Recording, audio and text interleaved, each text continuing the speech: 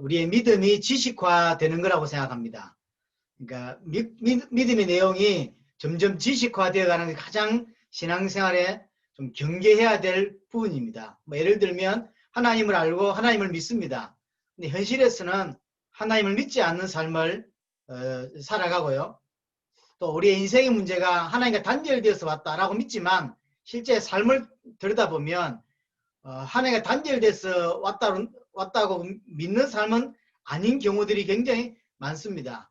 우리의 믿음이 사실은 믿음으로 다가오고 그 믿음으로 살아내야 되는데 믿음과 사실은 이렇게 다르게 가는 케이스들이 많이 있습니다. 오늘 내용인 사단도 마찬가지인 것 같습니다. 분명히 사단을 알고 있고 사단에 대한 지식을 가지고 있고 또 사단의 활동을 알고 있습니다. 그런데 현실로 돌아가면 100% 사단의 활동을 믿지 않는 자의 삶을 살아가는 것들을 가끔 보게 됩니다. 그것이 사단에 관한 우리의 실수, 성도의 실수 첫 번째예요. 분명히 사단에 관한 지식은 있어. 그러나 실제로 삶 가운데서는 사단의 활동에 대해 전혀 인지하지 못하는 삶을 사는 사람들이 의외로 많다는 거죠. 두 번째는 그리스도께서 사단의 모든 문제를 끝내셨다. 다 꺾으셨다. 라고 믿는 거죠. 그래서요. 사단과의 싸움이 필요 없다라고 생각하는 사람도 있는 것 같아요. 왜냐하면 그가 다 끝내셨으니까. 그가 다 이기셨으니까 이제 나는 사단하고 상관없어. 사단과 전혀 무관한 삶을 사는. 성경은 그렇게 돼 있지 않죠. 베드로전서 5장 8절에 보면 사단은 우는 사자처럼 삼킬 자를 지금도 찾고 있죠. 잘 모르면 사단에 대해서 깊이 있게 정확하게 잘 모르면 이렇게 넘어질 수밖에 없고 사실은 이렇게 당할 수밖에 없는 것입니다. 분명히 사단은 지금도 활동하고 있다는 것이고요. 일하고 있다는 거죠. 우리의 모든 문제의 배경에 사단이 분명히 존재합니다. 세 번째 실수가 뭐냐라고 할 때 제가 볼 때는 왜 이제 어떤 특정한 단체나 이런 데서 많이 합니다만 입만 열면 사단 이야기하는 사단이 그랬어. 자기가 실수해놓고 사단이 그랬어 라고 자꾸 핑계를 자꾸 대죠. 정확히 말하면 결국 사단에 대해 정확히 모른다는 거죠. 입만 열면 사단이요. 운전하다 이게 휘발유가 떨어져서 차가 섰는데 사단 때문이라고 한 걸 봤거든요. 사단 때문에 했다는 거예요. 아이가 우는데 젖을 줘야 되는데 사단이 공격해서 그랬다는 거지. 말도 안 되는, 그러니까 이게 사단의 역사 같아요. 사단에 대해 사단에 대해 믿음은 있지만 실제 사단을 인정하지 않는 삶을 살고, 어떤 사람은 예수님께서 사단의 문제를 다 끝내시기 때문에 더 이상 신경 쓰지 않아도 된다라고 생각하고, 또 어떤 사람들은 너무 사단 막 말만 꺼내면 사단, 이런 사람들도 이제 있는 거죠. 이런 모든 것들이 사실은 제가 볼 때는 사단의 어떤 활동이나 또 이런 일이라고 생각이 됩니다. 진짜 중요한 것들을 못 보게 하는, 사단의 실체를 못 보게 하는. 자, 사단이 누구냐? 오늘 첫 번째 보니까 큰 용, 옛뱀이라고 이야기를 합니다. 어떤 존재냐? 한마디로 타락한 천사라는 거예요. 에스겔 28장 12절 15절 보니까 인자야 두로 왕을 위하여 슬픈 노래를 지어 그에게 이르기를 주 여호와의 말씀에 너는 완전한 도장이 없고 지혜가 충족하며 온전히 아름다웠도다. 이게 하나님이 지었던 천사의 모습입니다. 완전한 도장이었다 그랬어요. 완전한 모델이라는 거죠. 하나님이 처음 천사를 지었을 때 부족하게 짓지 않았습니다. 완전하게, 또 사람들이 나중에 볼 때 모델로 삼을 만큼 그리고 완전했다는 거죠. 지혜가 완전했고 그 모습이 온전히 아름다웠던 거죠. 우리가 모델로 삼을 수 있을 만큼 온전한 지혜를 또 흠잡을 수 없는 존재로 그렇게 창조되었다는 거죠. 13절에 보니까 네가 옛적에 하나님의 동산 에덴에 있어서 각종 보석꽃, 홍보석과 항보석과 금강석과 항옥과 홍만호와 창옥과 청보석과 남보석과 홍옥과 황금으로 단장하였다라고 되어 있습니다. 하나님 앞에서 귀중한 존재였다는 걸 볼 수 있습니다. 단장하였다고 하는 것은 꾸몄다는 것이고, 그가 어떤 지위를 가지고 있다고 하는 것을 의미합니다. 지위를 가지고 있는, 어떤 특별한 지위를 가지고 있는 하나님의 특별한 존재였다고 하는 것을 볼 수 있습니다. 물론 에스겔 28장 11, 25절은 1차적으로는 두로왕에 관한 거예요.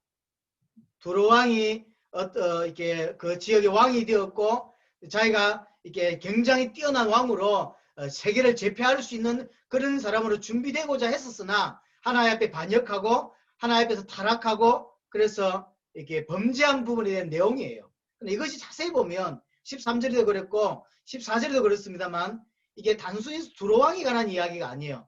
1차적으로는 두로왕이지만 사실은 두로왕을 빗대어서 지금 사단을 설명하고 있는 부분임을 알 수 있습니다. 계속해서 13절에 네가 지원받던 날에 너를 위하여 소고와 비파가 준비되었다. 이건 어느 것이 더 정확한지는 모르겠는데 일단 기본적으로 음악을 담당하는 천사가 아니었느냐 이렇게 해석하는 분도 있고요. 사실은 어떤 행사할 때 예를 들어서 미국 대통령이 한국 왔다고 할 때 막 이렇게 나열하고 그 다음에 악기가고 막 치죠. 빰빰빰 이렇게 하잖아요. 이런 거예요. 그러니까 엄청난 영광스러운 존재라고 하는 것들을 나타낼 때 쓰는 표현이거든요. 이 천사가 그렇게 하나님 앞에서 귀중한 존재였다는 걸 표현하는 것인지 아니면 사실 음악을 담당하는 천사였는지 아니면 둘 다였는지는 분명히 알 수는 없습니다.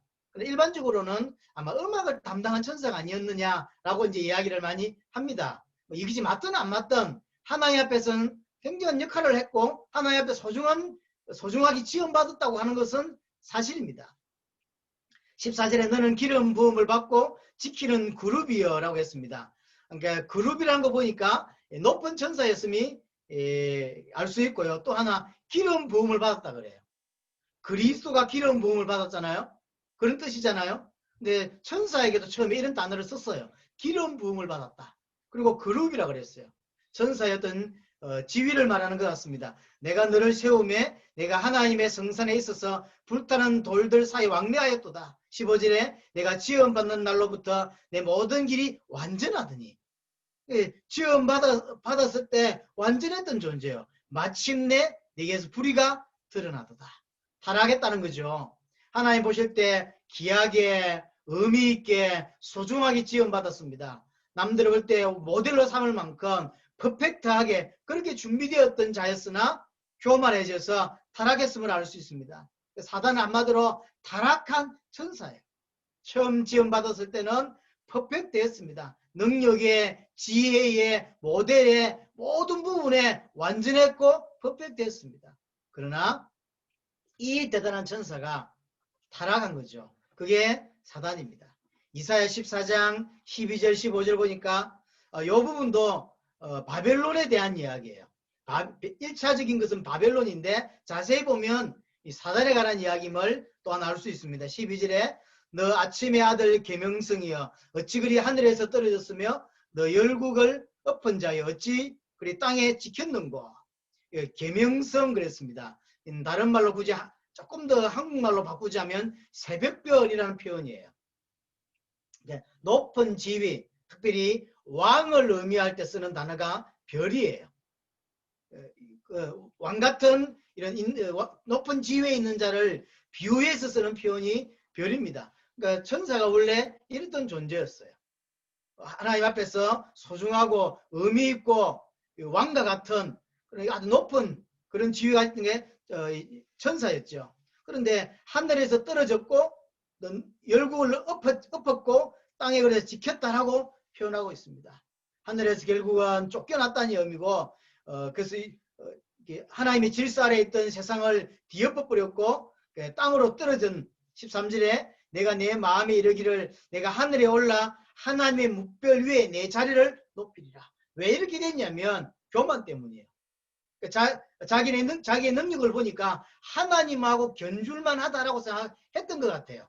보세요. 13절에 보면 하나님의 묵별 위에 내 자리를 높이리라. 그 정도 자기가 볼 때, 자기가 생각할 때 자기가 볼 때 괜찮은데 이렇게 생각했던 거죠. 요즘 탤런트들로 말하면 정우성인가요? 잘 보면서 가끔씩 거울 앞에서 내가 생각해도 괜찮아 이래 한다더라고. 얼마나 잘생겨 보는 일을 할 수 있는지 모르겠지만 난 한 번도 거울 보면서 그런 생각을 해본 적이 없거든. 천사가 볼 때 자기의 능력을 비추어 볼 때 내가 하나님하고 뭐가 달라 이런 생각을 했던 것 같아요. 굉장한 교만이죠. 아무리 뛰어나도 피조물이에요. 아무리 뛰어나도 피조물인데 그런 생각을 했던 것 같아요. 14절에 가장 높은 구름에 올라가 지극히 높은 자와 같아지리라. 지극히 높은 자와 같아지리라. 굉장한 교만이 들어온 거죠. 15절에 그러나 이제 네가 서울 곧 구덩이 맨 밑에 떨어짐을 당하리라. 하나님을 대적할 수 있을 만큼 하나님의 자리를 탐낼 수 있을 만큼 이제 능력이 뛰어났던 것 같습니다. 그래서 교만하게 되었고 타락하게 된 거죠. 타락하면서 능력은 해소됐냐면 그렇지 않습니다. 그대로 능력을 가지고 타락을 했어요. 근데 지금도 사단은 능력이 있고 지혜가 있고 사실은 어마어마한 힘이 있습니다. 이게 중요해요. 사람을 속일 만하고 하나님을 대적할 만한 그런 걸 가지고 있다. 자기 생각에는. 자기 생각에 그 많은 걸 가지고 있다는 거죠. 그래서 사실은 타락하게 된 거죠. 계시록 12장 7절 9절 보니까 하늘에 전쟁이 있으니, 그러니까 하늘에 천사가 타락하고 교만해져서 타락함으로 하늘에 큰 전쟁이 있었음을 우리에게 설명합니다. 여기 하늘에 전쟁이 있으니 미가엘과 그의 사자들이 용과 더불어 싸울세 그랬습니다. 이 미가엘은 하나님의 군대 장관임을 다른 성경에서 알 수 있습니다. 용과 더불어 싸운다 그랬죠. 아까 계속해서 읽어보면요. 용과 그의 사자들과 싸우나 이기지 못하여 하늘에서 그들이 있을 곳을 얻지 못한지라. 그래서 9절에 큰 용이 내쫓기니 옛뱀 곧 마귀라고도 하고 사탄이라고도 하며 온 천하를 깨는 자라. 그가 땅으로 내쫓기니 그의 사자들도 그와 함께 내쫓기니라. 큰 용이라고 표현하고 있고요. 이 큰 용이 누구냐면 옛뱀, 창세기 3장에 등장했던 그 옛뱀, 마귀라고 이름을 하고 또 사탄이라고도 합니다. 이놈이 뭐하냐면 온 천하를 깨는 거예요.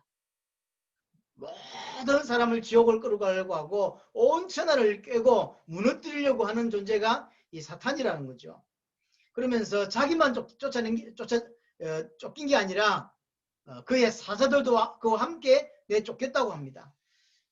많은 천사들과 함께 땅으로 내쫓겠다는 거죠. 얼마만큼 능력이 뛰어나고 얼마만큼 지혜가 뛰어난지를 다시 한번 볼 수 있는 장면이에요. 천사들은 하나님을 누구보다도 잘 아는 존재입니다. 피조물이었다는 사실을 잘 알고 있고 하나님이 어떤 분인 걸 잘 알고 있습니다. 그런데 그 타락한 천사의 말을 듣고 따라갈 만큼, 타락한 천사의 말을 듣고 따라갈 만큼 이 사단은 뛰어난 이런 지혜 이런 게 있었다는 거죠. 지금도 그것은 그대로 가지고 있습니다. 그래서 말씀 앞에 바로 서지 않으면 하나님을 정확하게 알지 못하면 사실은 당할 수밖에 없고 넘어질 수밖에 없어요. 에베소 2장 2절에 보니까 그때 너희는 그 가운데서 행하여 이 세상 풍조를 따르고 공중의 건지 잡은 자를 따랐으니 곧 지금 불순종의 아들들 가운데서 역사하는 영이라. 이 세상 풍속, 이 세상의 문화, 그 다음에 풍속, 유행, 많은 사람들의 사상들을 다 만들어내고 장악한 존재가 사단입니다. 인간의 사상, 인간의 문화, 인간이 가지고 있는 삶의 기준 이런 모든 것들을 다 거의 사단이 만들어냈어요. 여기에 좀 종로로 타고 있는 거죠. 공중의 건지 잡은 자를 따랐다. 일반적으로 신학자들은 하나님과 인간 사이를 그냥 공중이라고 표현을 합니다. 그러니까 전 세상을, 전 세계를 장악하고 있다라고 하는 의미죠. 이게 사단입니다. 이 사단이 악한 자예요. 자, 능력이 있는데 악해. 어떨까요? 뛰어난 놈이 악해. 어떤 일이 벌어질까요? 요한복음 8장 44절에 너희는 너희 아비 마귀에게서 났으니 너희 아비 욕심대로 너희도 행하고자 하느니라. 그런 처음부터 살인한 자요. 또 진리가 그 속에 없으므로 진리에 서지 못하고 거짓을 말할 때마다 저것으로 말하는 이는 그가 거짓말장이요 거짓의 아비가 되었습니다. 살인자입니다. 처음부터 살인자고 거짓말장이고 거짓의 아비라고 말합니다. 악한 자예요. 그러니 얼마나 속이는 걸 잘합니다. 사람을 속이는 걸 그냥 쉽게 하는 거예요. 요한일서 5장 19절에 보니까 또 아는 것은 우리는 하나님에게 속하고 온 세상은 악한 자 안에 속한 것이며 온 세상이 이 악한 사단 안에 속해 있다는 거죠. 이게 악한데 능력이 뛰어나. 아주 잘 속여. 이놈이 우리를 공격한다는 거죠. 그리고 전 세상이 이 악한 자 안에 현재 속해져 있는 거예요. 이 세상이 사실은 그래서 악할 수밖에 없고 세상이 어려울 수밖에 없고 세상이 문제 많을 수밖에 없어요. 많은 사람들이 하나님이 살아계시면 세상이 왜 이러냐라고 말하지만 이런 사단을 몰라서 하는 소리예요. 계시록 12장 9절에 보니까 큰 용이 내쫓기니 옛뱀 곧 마귀라고도 하고 사탄이라고도 하며 온천을 깨는 자라. 그가 땅으로 내쫓기니 그의 사자들도 그와 함께 내쫓기니라. 그 악한 놈이 세상 안으로 들어와서 세상의 사람들을 어두움 속으로 끌고 가고 무너지게 하고 있는 겁니다. 기억해야 됩니다. 하나님이 처음에 천사를 만드셨습니다. 아주 뛰어나고 아주 아름답고 한마디로 온전하다, 퍼펙트하다라고 말할 만큼 그렇게 지었어요. 근데 이것이 얼마나 능력이 많았던지 교만해졌고 하나님을 대적하는 자리에 서게 되었고 하나님과 같은 위치에 있으려고 하다가 결국 하늘에 싸움이 벌어졌고 영지의 싸움이 벌어졌고 결국은 세상으로 떨어졌다는 거죠. 그래서 사람들의 생각과 문화와 모든 것을 장악합니다. 사람들에게 돈을 주어서 무너지게 하고 사람들에게 병을 주어서 무너지게 하고 사람들에게 갈등을 줘서 무너지게 하고 하여튼 할 수 있는 모든 것들을 동원해서 세상을 장악하고 있는 거예요. 그래서 결국은 무너지게 하는 그게 사단입니다. 3절에 세 번째 보면 이 사단이 세상의 임금이에요. 이 사단이 세상의 신이고 죽음의 세력을 잡았다고 표현합니다. 요한복음 12장 31절에 이제 이 세상에 대한 심판이 있으리니 이 세상의 임금이 쫓겨나리라. 성경의 표현입니다. 사단을 뭐라고 표현하고 있냐면요. 세상 임금이래요. 이 말은 무슨 말일까요? 세상을 자기 마음대로 지고 있다는 거죠. 세상을 자기 마음대로. 여기에 사람들이 굴복하고 여기에 사람들이 무너지고 종노릇하고 당하는 거예요. 그러다 결국 지옥 가는 거죠. 요한복음 16장 11절에 심판에 대하여라 하면 이 세상 임금이 심판을 받음이라. 세상 임금이라고 표현합니다. 기억해야 돼요. 지금도 사단이 세상을 장악하고 있다는 거예요. 사람의 생각과 문화와 조직과 많은 것들을 통하여. 고린도후서 4장 4절에는 그 중에 이 세상의 신이 믿지 아니하는 그랬죠. 이게 이 세상 신이라고 표현했습니다. 세상을 장악하고 있다는 걸 알 수 있습니다. 마태복음 4장 8절에 9절에 보니까 마귀가 또 그를 데리고 예수님이죠. 지극히 높은 산으로 가서 천하만국과 그 영광을 보여 이르되 만일 내게 엎드려 경배하면 이 모든 것을 내게 주리라. 감히 예수님이 누군지 알면서 예수님께 하는 이야기입니다. 천하만국을 보여주면서 내게 절하라. 그럼 내가 이것을 네게 주겠다라고 표현하죠. 천하만국을 본인이 가지고 있다라고 표현하고 있어요. 누가복음 4장 6절에도 이런 표현이 있습니다. 내게 넘겨준 것이므로. 이제 해석하기 어려운 표현입니다. 정확하게 어떤 의미인지 정확하게 알기 힘듭니다. 그러나 어쨌든 사단은 그렇게 알고 있다는 거예요. 내게 넘겨줬고 그래서 내가 세상을 장악하고 있고 그래서 네가 내게 절하면 내가 네게 주겠다라고 표현하고 있는 거예요. 이만큼 이 거짓말장이니까 다 믿을 필요는 없습니다. 그만큼 힘이 있고 세상을 장악하고 있다는 거예요. 그래서 성도가 영적인 눈을 가지고 있지 못하고 복음을 가지고 정확하게 세상을 보지 못하면 정확하게 볼 수 없어요. 그래서 속게 되고 무너지게 되는 거죠.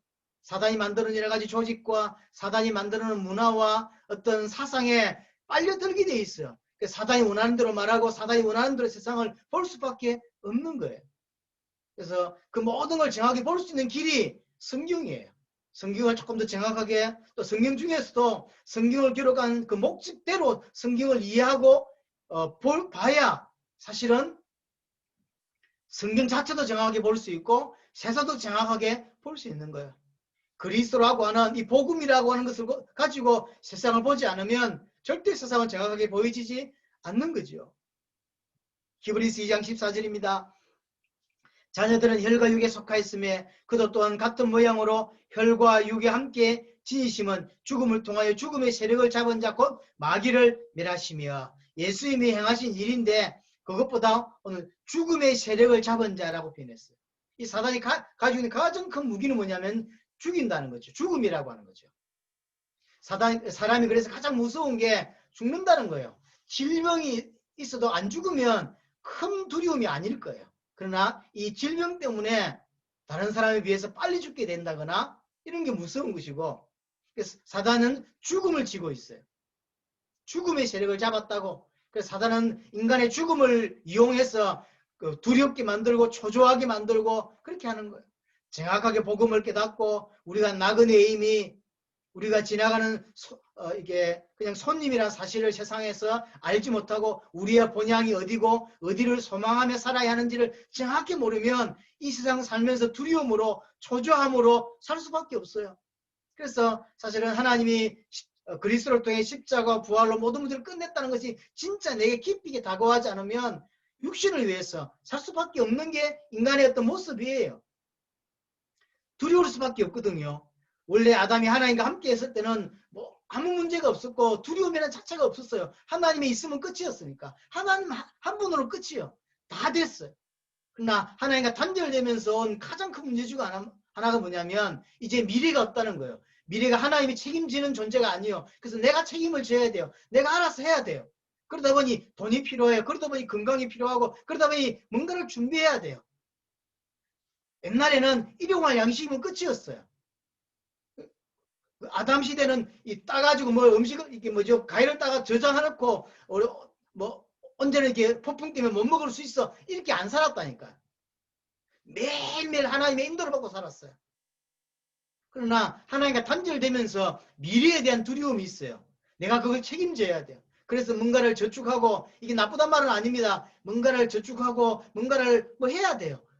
그 기준으로 사는 거예요. 내 육신을 위해서 살 수밖에 없는 거죠. 정말로 예수를 그리스도 믿고 내 인생 문제가 끝났음을 믿고 하나님이 너와 동행한다고 하는 사실, 하나님 함께 하신다고 하는 사실 정확하게 인지하고 믿지 않으면 우리는 결국은 하나님을 부르면서 내 두려움을 이렇게 뭐랄까요 조금이라도 누구뜨릴 수 있는 그래서 저금을 조금 더 해놔야 되고 뭐랄까 좋은 직장을 왜 다니려고 그러죠? 그게 미래를 보장한다고 믿기 때문인 거예요.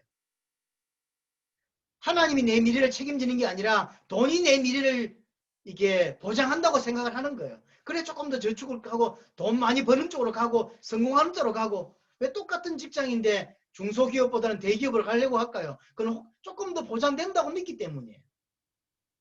자기 미래가. 그러면 미래가 보장되나요? 그렇지 않거든요. 근본적으로는 하나님이 필요한데 사람은 그렇게 생각 안 해요. 하나님이 필요한 것이 아니라 다른 게 필요하다라고 생각하고 사는 거예요.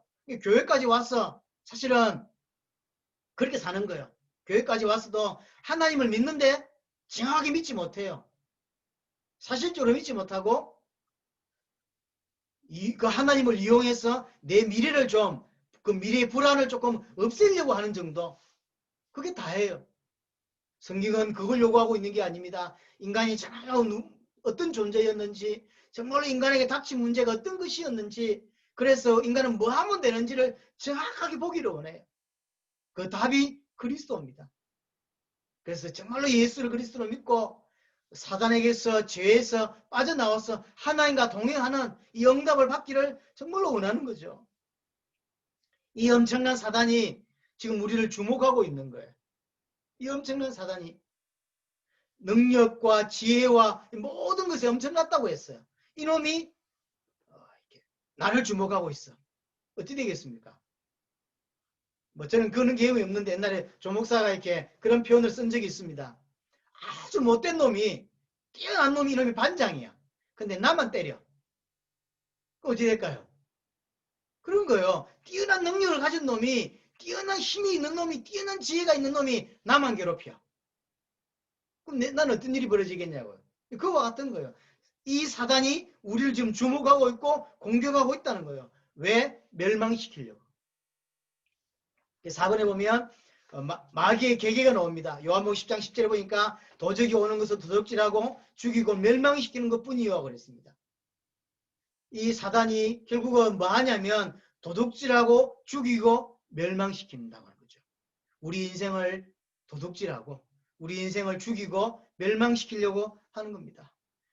할 수 있는 모든 것을 동원해서 사단이 할 수 있는 모든 것들을 동원해서 사실 우리를 죽이고 멸망시키는 거예요.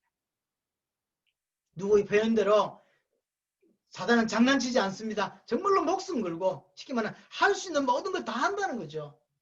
할 수 있는 모든 것들을. 어떤 사람에게는 질병을 주어서, 어떤 사람에게는 갈등을 주어서, 어떤 사람에게는 가난을 주어서, 어떤 사람에게는 이런저런 성향을 주어서 어쨌든 무너지게 만드는 이게 사단의 역사입니다. 사단의 활동입니다. 사단이요 영적이고 뛰어나잖아요. 잘 압니다. 우리가 구원받았다는 걸 알아요. 그럼에도 공격한다는 거예요. 구원받고도 이 땅에서 진짜 제대로 믿지 못하고 무너지게 하려고 할 수만 있다면 공격을 한다는 거죠. 어느 정도냐면 여러분 잘 아시잖아요. 애굽에 10가지 큰 재앙이 있었습니다. 이게 하나님이 하신 일이에요. 그리고 그 하나님께서 홍해를 가르치고 이스라엘 백성들을 건너가게 하시지요.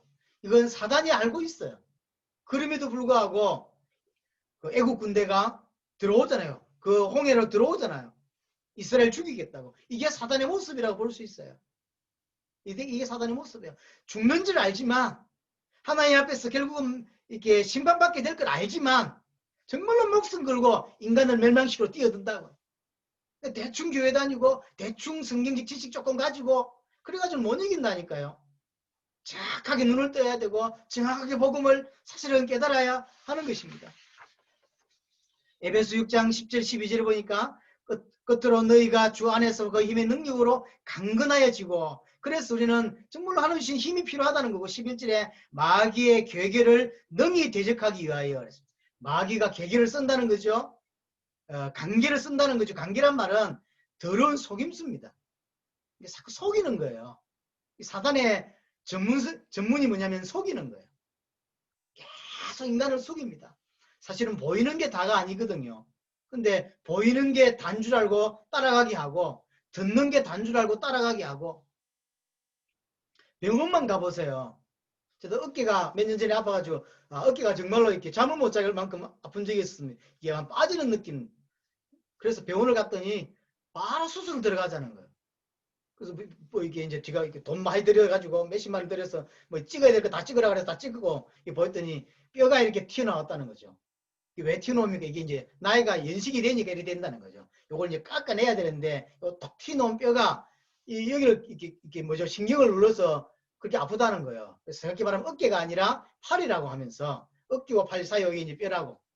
그래서 수술 들어가자는 거예요. 수술비가 얼마쯤 나올 건데 아마 보험 든 거 없냐며. 이게 갑자기 이게 맞나 이런 생각이 들어서 다른 병원을 제가 갔어요. 그래서 이분은 수술할 만큼은 아니고 치료하면 되겠네 이러면서 그래서 제가 몇 번 치료받다 끝났거든요. 이게 모르겠는 거죠. 그럼 의사가 제일 사기쳤겠냐고요. 자기가 볼 때 그런 거지. 자기가 볼 때는 그게 심각하게 보였던 거죠. 근데 이쪽 의사는 안 심각하대. 그래서 제가 수술해야 되지 않습니까? 물었더니 뭔 수술 이런 걸로 수술을 해. 그러면 대한민국 사람 다 수술해야 되게 이렇게 표현하더라고요. 알 수가 없어요.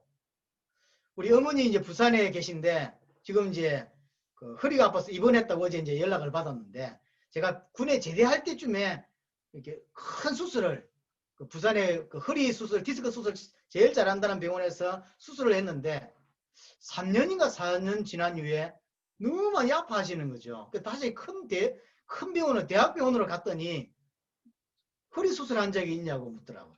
그렇다 그랬더니 이분이 뭐라고 이 대학병원 의사는 뭐라고 표현하냐면 그 수술이 오진 같다 이렇게 표현하는 거예요. 그러니까 누구 말을 믿어야 될지 모르겠어요 사실은. 그렇잖아요. 우리가 똑같은 사람 말을 들어도요 헷갈려요. 그게 사실이거든요. 이 사단은 이렇게 거짓말을 잘합니다. 사람도 거짓말 하려고 하는 게 아니라 진심으로 하는 것들도 정확지 않은 게 너무 많은데 사단은 본격적으로 거짓말하는 존재예요. 여러분들의 눈을 속이고 여러분들의 지식을 속이고 여러분들이 갖고 있는 모든 것들을 다 속입니다. 영적으로 눈이 열려 있지 않으면 정확하게 복음을 받지 않으면 절대로 올바르게 살아갈 수가 사실 없는 거죠. 더러운 속임수를 쓰는 거죠. 능히 대적하기 위하여 하나님의 전신갑주를 입으라고 표현합니다. 관계를 이기기 위해서. 아까도 말했듯이 할 수 있는 12절에 보니까 이 사단의 별명들이 나왔습니다. 통치자, 권세들, 이 어둠의 세상 주관자들, 하늘에 있는 악의 영들. 이게 이제 사단이 이런 모습으로 활동한다는 거예요. 어떨 때는 통치자로 굉장한 왕 힘 있는 뭐 역사에서도 왜 알렉산더라든지 이런 아주 힘 있는 왕들이 있잖아요. 그런 모습으로 등장해서 전 세계를 장악하듯이 그런 사단의 모습이 이래요. 굉장한 근세자들. 아니 어떤 큰 그룹의 회장만 돼도요. 밑에 부리는 사람들이 수십만 명이 되고 자기 밑에 변호사만 몇십 명씩 거느리고 그 어떤 죄를 지도요. 안 들어가도록 방패방을 막 이래 하잖아요. 그런 근세의 뜻이 사단이 그런 모습으로요. 엄청난 모습으로 활동을 하는 거죠. 그러면서 어둠의 세상 주관자, 특별히 범죄 집단이나 마약이라든지 어둠 쪽에 힘 있는 자들을 이용하는 그런 모습으로도 활동을 하는 거죠. 그래서 어둠의 세상 주관, 이게 다 사단의 별명이에요, 사실은. 그런 역할을 하는 거죠. 하늘에 있는 악한 영들이라. 이 사단의 모습입니다. 16절에는 보면 불화살을 쏜다 그랬어요. 그러니까 할 수 있는 모든 공격을 다 한다는 거죠. 고린도후서 11장 14절 15절 보니까 어떨 때는 강명의 전서로 우리가 볼 때는 아주 좋은 모습으로 사실은 참 똑같은 표현이지만 정말로 복음을 깊이 받아야 될 이유가 여기에 있습니다. 왜냐하면 강명의 전사로 좋은 정치, 좋은 사람으로, 좋은 조직으로, 좋은 모습으로 또 우리나라의 어떤 여러 가지 어떤 법이라든지 만들 때도요. 이렇게 좋은 모습으로 이렇게 평가받는 들 수 있는 것들이 많이 있을 수 있거든요. 그렇잖아요. 근데 그게 과연 좋은 것이냐도 따져봐야 되죠. 어쨌든 좋은 모습으로 나오기도 하고요. 의의 일꾼으로 가장하기도 합니다. 이게 사단이에요. 결코 좋은 게 아닐 수 있습니다. 좋은 것이 좋은 게 아닐 수도 있거든요. 베드로전서 5장 8절에 보니까 우는 사자같이 두루다니며 삼킬 자를 찾는다는 거죠. 그래서 깨어 있어야 됩니다. 일단 깨어있기 전에 정확하게 사단에 대해서 알아야 되겠죠. 우는 사자같이 그랬어요. 계시록 2장 9절에도 보니까요. 내가 내 환난과 궁핍을 알거니와 실상은 내가 부유한 자니라 자칭 유대인이라 하는 자들의 비방도 알거니와 실상은 유대인이 아니요 사단에 해당이라. 유대인이 막 공격을 합니다. 핍박하고 비난하는데 성경은 뭐라고 표현하냐면 유대인이 아니다. 그들은 사단에 해당이다 표현하죠. 그러니까 사단은 조직적으로 공격한다는 것이고 사단은 보이지 않게 어떤 것을 내세워서 공격한다는 거죠. 이게 사단의 일입니다. 그게 어떤 정권일 수도 있고 그게 어떤 선한 모습일 수도 있고 악한 어떤 모습일 수도 있습니다. 여하튼 사단은 많은 것들을 동원해서 성도를 무너지게 하고 인생을 멸망시키려고 한다는 거죠. 마가복음 4장 15절입니다. 말씀이 길가에 뿌려졌다는 것을 이들을 가리킴이니 그 말씀을 들었을 때 사단이 적시 와서 그들에게 뿌려진 말씀을 빼앗는 것이요. 사단은 뭐하냐면요. 말씀을 빼앗는다고 표현합니다. 참 목사로서 많이 이 말에 공감하게 됩니다. 성도들이 한 40년, 50년 교회 다니면서 설교를 몇 번쯤 들을까요? 또 목사는 몇 번쯤 설교를 할까요? 사실은 수없는 말씀을 듣고 읽기도 하고 하죠. 그럼에도 불구하고 깊이 들어가지 못하는 것들을 제 자신을 통해서도 많이 보고요. 이렇게까지 좀 특별히 엉뚱짓을 많이 하고 살았던 적은 없는 것 같습니다. 그럼에도 불구하고 깊이 못 들어가는 제 모습을 볼 때 많이 아쉽고 안타깝고 어떨 때는 화나고 그럴 때가 참 많이 있습니다. 사단이 하는 짓 중에 하나가 말씀을 빼앗는 거예요.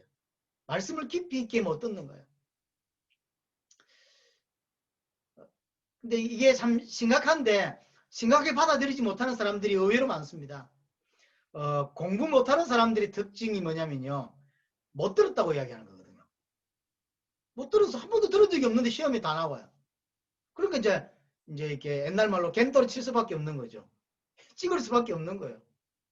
왜냐하면 못 들었으니까 모르니까 찍어야지. 근데 그렇지 않습니다. 들었는데 못 들어요. 말씀도 마찬가지입니다. 분명히 들었는데 못 들어요. 그리고 또 하나 목사가 의도하는 대로 듣지 않고 딱 다르게 의도하는 예를 들어서 이제 이 목적대로 설교를 제가 했는데 주중에 성도를 만나서 이야기해보면 이번에 이 부분에 은혜를 받았다면 이야기를 하는데 제가 생각하는 방향이 아니에요. 근데 그렇게 은혜를 받았으니까 아마 요금 많은데 이게 맞나 이런 생각이 가끔 들 때가 있습니다. 그러니까 자기가 원하는 형식대로 자꾸 메시지를 이해하려고 하는 전달자의 모습 조금 더 정확하면 하나님의 의도대로 메시지를 받으려고 하지 않고 자기 상황에 딱 맞게, 예를 들어서 제가 이런 사람을 만나봤거든요. 11조를 하기 싫어요.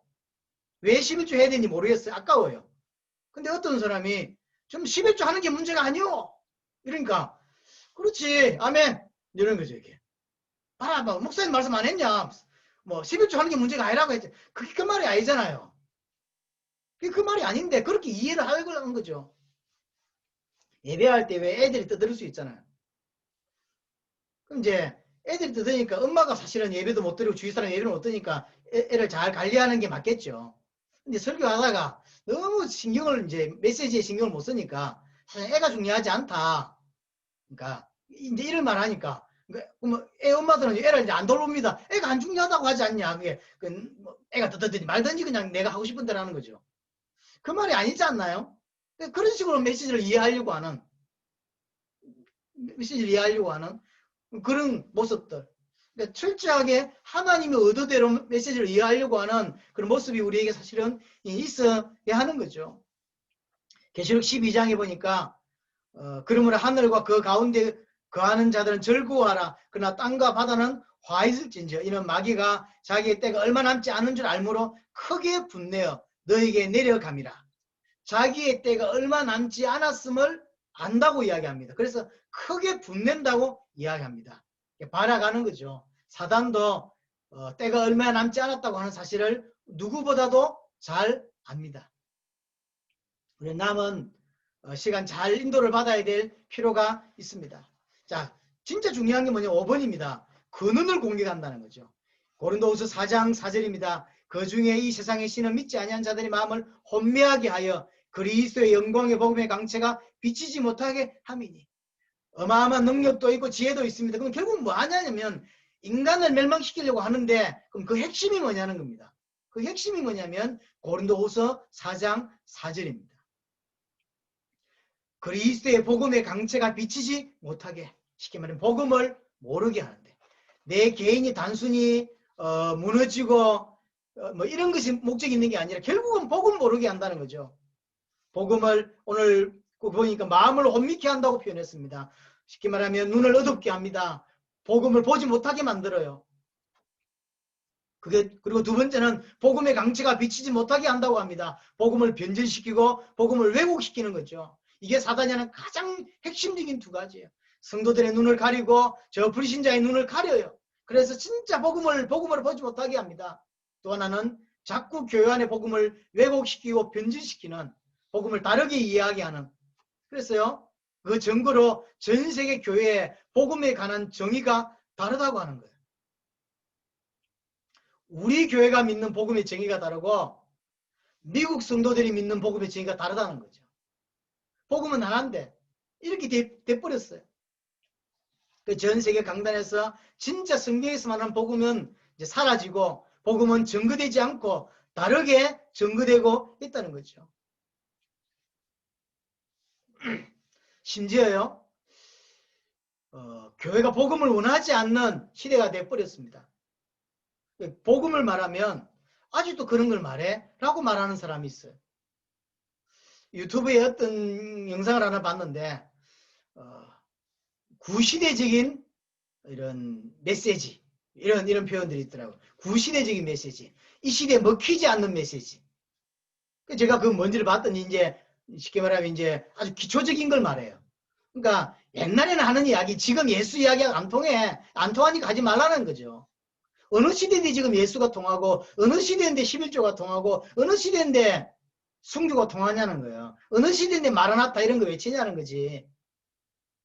그 사람들은 시대에 맞는 게 교회지, 맞춰가야지. 진리를 모르니까 하는 소리겠죠. 그러니까 복음 이야기하면 뭐 별로 관심 있지 않고 중요하게 하지 않습니다. 기초라고 생각해요. 그렇지 않다는 거죠. 사단은 할 수 있는 모든 것을 동원해서 막는다고 하는 사실. 자, 마지막 6번에 이 사단을 멸하신 분이 예수님이에요. 예수님이 그리스도입니다. 예수님이 사단의 문제를 해결하신 그리스도입니다. 창세기 3장 15절에 내가 너로 여자와 원수가 되게 하고 내 후손도 여자의 후손과 원수가 되게 하라니 여자의 후손은 내 머리를 상하게 할 것이요 너는 그의 발꿈치를 상하게 할 것이다. 예수님이 사단을 꺾으신 그리스도시라는 사실. 요한일서 3장 8절에 죄를 짓는 자는 마귀에게 속하나니 마귀는 처음부터 범죄함이라. 하나님의 아들이 나타나신 것은 마귀의 일을 멸하려 하십니다. 이 마귀의 일을 멸하신 예수님이 그리스도입니다. 히브리서장 14절에 자녀들은 혈과 육에 속하 있으며 그도 또한 같은 모형으로 혈과 육에 함께 지니심은 죽음을 통하여 죽음의 세력을 잡은 자 곧 마귀를 멸하시며 죽음의 세력을 잡은 자 마귀를 멸하신 예수님이 그리스도란 사실. 이것이 성경이 말하고자 하는 것이고 이것이 성경에서 말하는 복음이고 이것이 우리가 믿어야 될 내용이라고 하는 거죠. 여러분에게 계속 이런 시간들을 통하여 계속 복음이 조금씩 더 들려지는 은혜가 있게 되기를 바랍니다. 기도하겠습니다. 살아계신 하나님 아버지 감사합니다. 오늘도 말씀을 듣게 하였사오니 깊이 소화하는 은혜가 있게 하여 주시옵소서. 예수 그리스도 이름으로 기도드렸습니다. 아멘.